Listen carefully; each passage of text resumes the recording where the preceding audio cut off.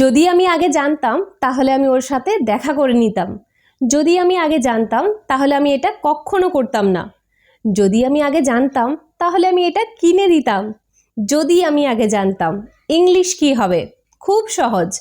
যদি আমি আগে জানতাম ইংলিশ হবে if I had known earlier. এইরকম ধরনের বাক্যগুলিকে ইংলিশে ট্রান্সলেট করার সময় স্ট্রাকচারটা একটু মনে রাখতে হবে।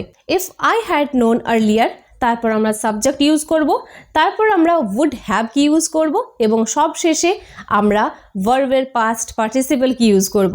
চলো কিছু এক্সাম্পল দেখে নিই। যদি আমি আগে জানতাম তাহলে আমি এটা কিনে দিতাম। If I had known earlier I would have bought it. যদি আমি আগে জানতাম তাহলে আমি এটা করতাম না। If I had known earlier I wouldn't have done this. যদি আমি আগে জানতাম তাহলে ওর সাথে আমি দেখা করে নিতাম। If I had known earlier I would have met him. এবার তোমরা আমাকে বলো, যদি আমি আগে জানতাম তাহলে আমি এটা তাকে বলে দিতাম। ইংলিশ কি হবে? তাড়াতাড়ি কমেন্ট করে লিখে জানাও।